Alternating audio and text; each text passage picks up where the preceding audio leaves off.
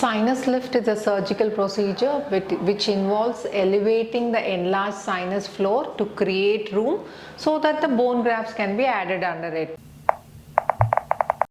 This procedure is required when there isn't enough bone under the sinus to support an implant. This situation arises when the teeth present under the sinus, that is the second premolar and the first molar, are infected and are not treated in time. In such a scenario, the infection spreads onto the bone, weakening it. And this condition also arises when the teeth present under the sinus are removed and not replaced on time. Then there is a tendency for the sinus to expand, leaving little or no bone under it to support an implant.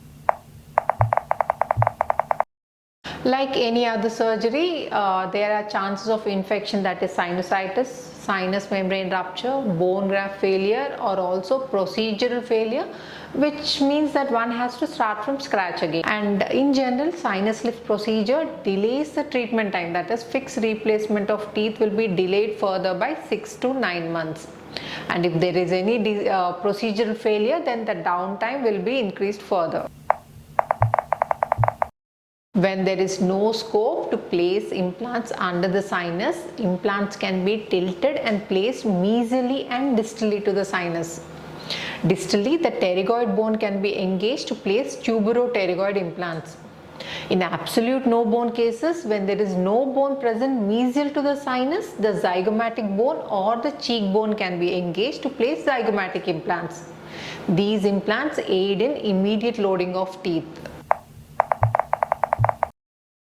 No requirement for additional surgeries like sinus lifts and bone grafts, and implants can be placed in your own hard native bone and not unreliable grafted bone.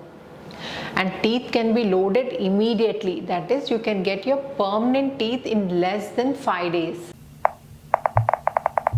When there is possibility to place implants in your hard native bone and avoid additional surgeries like sinus lifts and bone grafts, one doesn't have to undergo such intricate procedures.